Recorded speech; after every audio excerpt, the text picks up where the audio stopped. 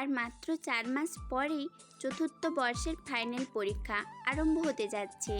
সারা বছর পড়াশোনার সাথে দেখা সাক্ষাৎ না থাকলেও এই সময়ে ব্যাচের সবার মধ্যেই একটা ব্যস্ততামুখর পরিবেশের সৃষ্টি হয়েছে। ব্যস্ততা নেই শুধু আমাদের, অভ্রের মাঝে অনেকে এই নিয়ে কানাঘুষা শুরু করে দিয়েছে। ক্লাসের ফার্স্ট বয় অলিতে গলিতে ঘুরে বেড়াচ্ছে, ব্যাপারটা অনেকেই সহজে হজম করতে পারছে না।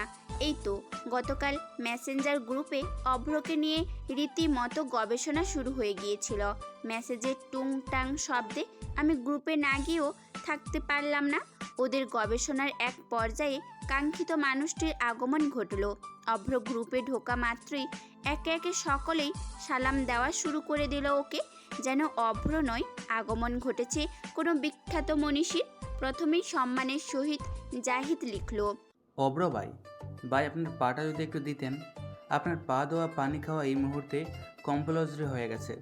না মানে সারা বছর টোটো করে গইরা বেড়ান, তাও একাডেমিক লাইফে আপনার এত সফলতা।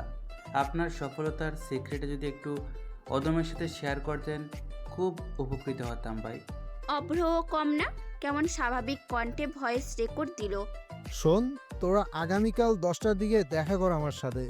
10 মিনিটের বেশি টাইম কিন্তু দিতে পারবো না। একবার পা ধুবো, সে পানি একটা টাঙ্কিতে অ্যাড করবি, তারপর যতজনকে পারবি ডোনেট করে দিবি। আমার মনে কোনো হিংসে নেই, বুঝলি? আমার সামান্য পা ধোয়া পানি দ্বারা যদি তোরা উপকৃত হস, সেটা গুরু হিসেবে আমার জন্য ভীষণ গর্বের বিষয়। জাহিদ লিখল, কিন্তু ভাই, আমি তো একাই আপনার সিক্রেট ডোজ বুক করতে চাই। সরি, এই মহামূল্যবান পানীয় আমি শেয়ার করতে পারবো না কারোর সাথে। এক ট্যাঙ্কি বলেন আর যাই বলেন, এই পানীয় সংরক্ষণ করে আমি আমার আগামী 14 পুরুষের সফলতা নিশ্চিত করতে চাই। এই মেসেজের রিপ্লাইয়ে সিফাত লিখল, দোস্ত, তোর আসলে শুধু পা ধোয়া পানিতে পোষাবে না রে। ধোয়া পানিতে সাদিয়ার স্কিন কেয়ার প্রোডাক্ট অ্যাড করতে পারিস। এই মেসেজে সাদিয়ার এংরি রিয়েক্ট দেখা গেল। বাকিরা মনে মনে হা হা রিয়েক্ট দিলেও সেটা বাস্তবে প্রকাশ করলো না। সিফাত, তুমি কি আমাকে কোনোভাবে অপমান করছো? না, মানে একদিন জাহিদকে দিয়ে অনলাইনের প্রোডাক্টগুলো আনিয়েছি বলে। তুমি কি ভাবছো সবসময় জাহিদই আমাকে এগুলো কিনে দেয়? শোনো, আমার পাপার টাকা পয়সা কোনো অভাব নাই যে বয়ফ্রেন্ডকে দিয়ে সবসময় সব কেনাবো। জাহিদ লিখল, বাবু আসলে এটা মিন করিনি, তুমি রাগ করো না প্লিজ।